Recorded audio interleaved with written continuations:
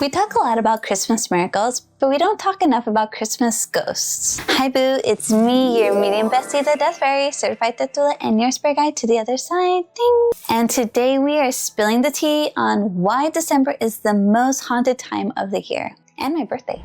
Ghosts aren't lurking because it's scary. They're showing up because it's emotional. It's nostalgic. It's full of joy and longing. I mean, if you just hear like a Christmas song, it really plays that melodic longing. You just hear that love. You hear that like almost agony of how much they love somebody in the voice, right? And we think of old memories that hit harder than a peppermint candy cane. So if you've been feeling more signs, more dreams, more chills, or more, that was weird, you're not alone. And there's a reason for it.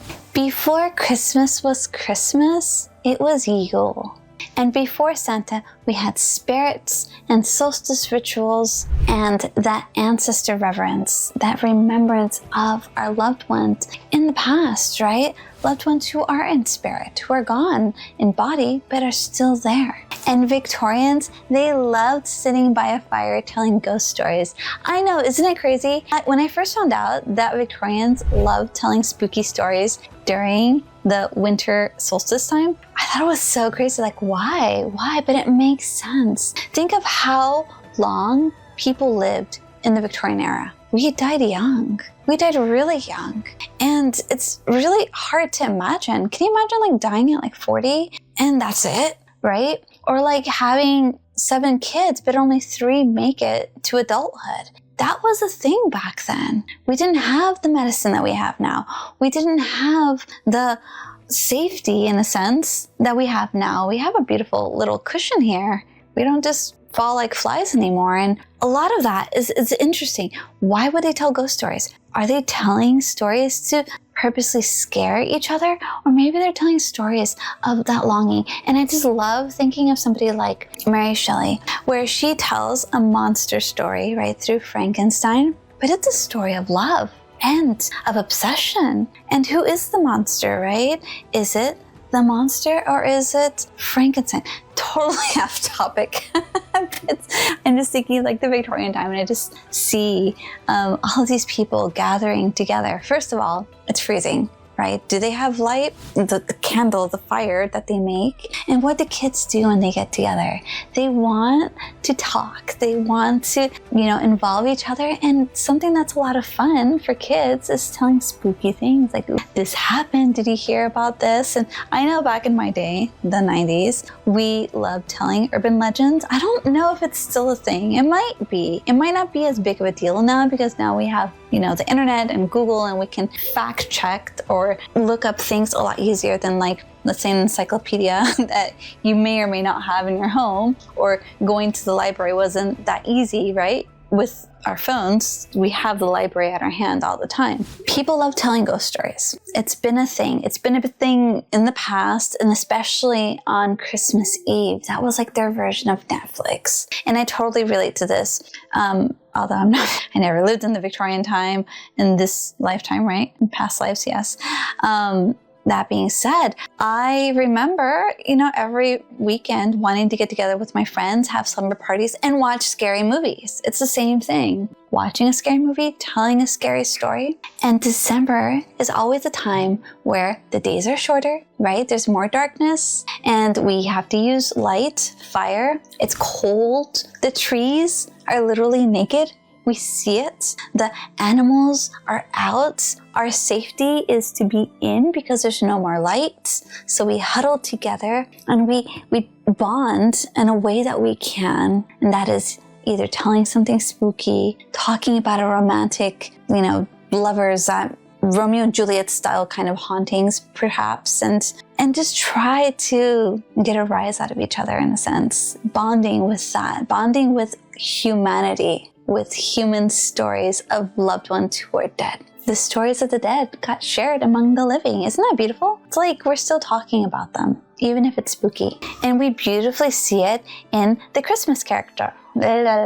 It was normal, expected, and cultural. And a beautiful example of this is in A Christmas Carol by Dickens, the main character, Scrooge, he gets visited by 3 ghosts, right? It's a beautiful way of showing how he can live his best life now because he's freaking living. Then, spoiler alert, his past co-workers who were miserly and miserable and died miserly, and they come to warn him. They're like, don't be like us. You still are alive. Live your best life. If Scrooge doesn't change his way, he can end up dead, just as he is. Or what if he just starts to love life? What if he starts to be a happier person? Then he can really experience the joys that life gives us. This is something that dead people want to remind us of all the time.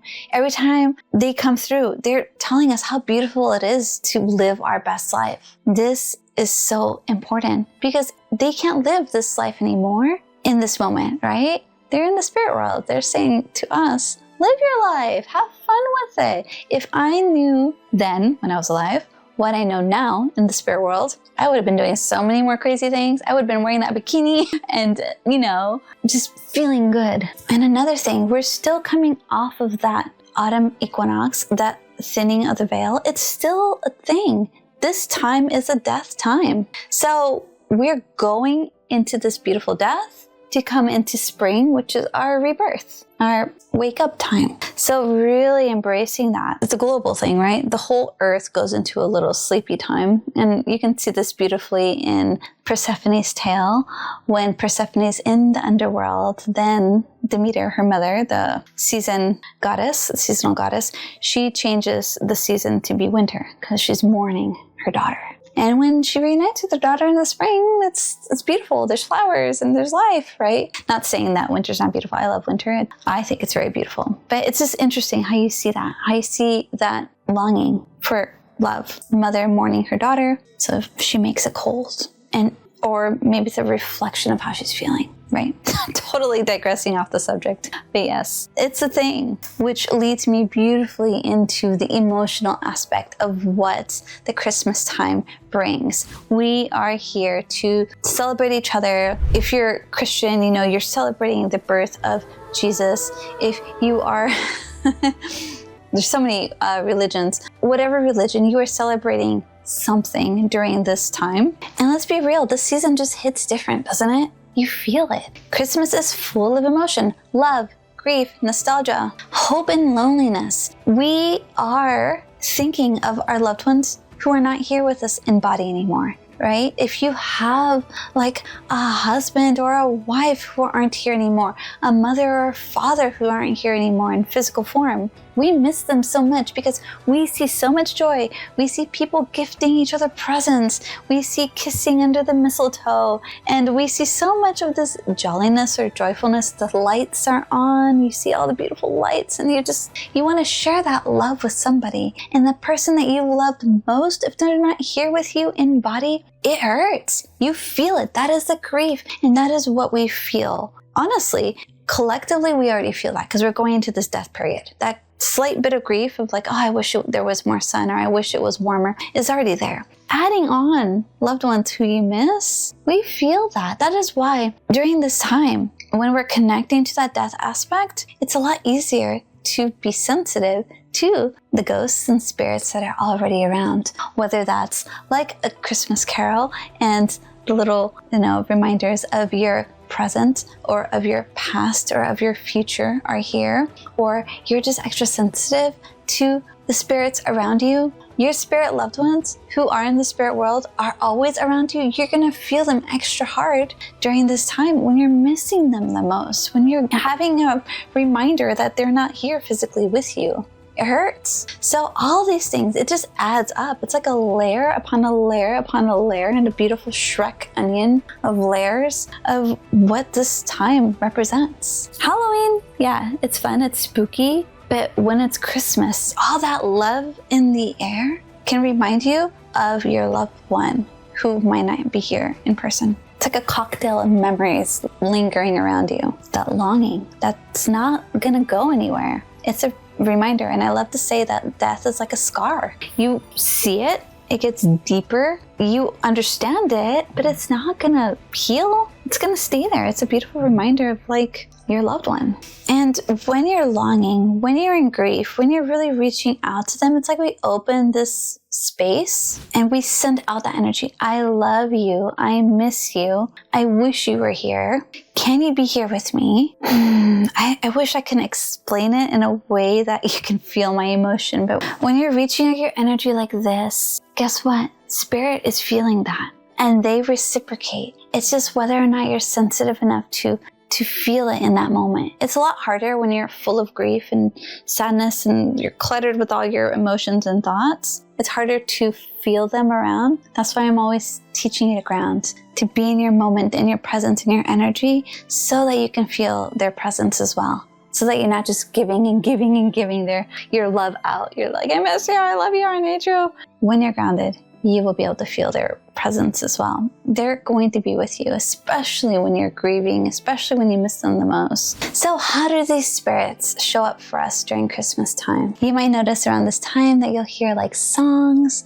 carols, these like loving songs, these nostalgic songs, maybe a song that you guys used to dislike together or you really like together or whatever. That's a way. Music. Music has such a strong way of coming into your heart, of touching your emotions. I've been watching Stranger Things and, I love how they really emphasize music, especially in season 4, how strong music was, how it can really reach you. And it's true. Music is art. It's love. It's an expression of love. So music, lyrics is a beautiful way spirit can connect with you. Lights flickering, your Christmas tree flickering. There's lights everywhere during Christmas. Look around. The light of a candle or a campfire, of a log fire in your home, in the fireplace, that, look at the fire there. Is it moving a certain way? Is it like speaking to you? It's a beautiful way that spirit can connect to you. The TV turning on and off, the computer turning on and off, your phone being funky.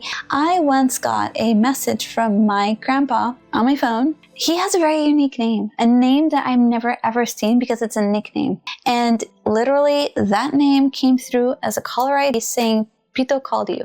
I'm like, what? I'm serious, it happens. So pay attention to it. You could smell them, smell their perfume, smell their cigarettes, their unique scent, or just smell flowers out of nowhere. That's them. A phrase can pop up, a picture can pop into your mind, something that you remember them by, something that maybe they had said before, it just pops into your head. Trust that. When you just suddenly think of them for no reason, like you're just grocery shopping and suddenly you think of them, that's not a coincidence. That is them reaching out and you are sensing them. When you start having these vivid dreams of them, when you feel them in your dreams. My grandpa came to me during this time, 2 years ago, last year, very strongly to protect me, to tell me like, hey, something's going down. And it was during Christmas time. It was right around my birthday, which is the 15th. And I thought that was so cool. They come through in our dreams because when we sleep, our energy just raises and it's a lot easier for them to lower their energy to meet us halfway. So trust your dreams and trust your animals. If your animals are like staring at a wall, or they're kind of like clawing at something, or they're curious about something that you don't see, that might be them. Trust that. And most importantly, trust what you feel, see, sense, and pick up on, because they're there. It's not just in your head. We are so easy to say it's in our head, say it's made up, say it's not real, because that's what we were told. So we tell other people the same thing, and it's this horrible like snowball of doubt. No, don't give in to the doubt. Give in to the trust. Give in to the, okay, yeah, maybe there was something. The possibility. Be like Alice, curiouser and curiouser. Don't shut it down. That's somebody's dream. That's somebody's emotion. That's somebody's truth. I saw something. Oh, okay, that's interesting. What did you see? See how nice that feels rather than, there wasn't anything there. I didn't see anything. Yeah, remember, if you sense something, whichever way it came in, whether you saw it or heard it or felt it or smelled it, and another person that's right next to you did not, that doesn't mean that you didn't experience that. That just means that they didn't experience it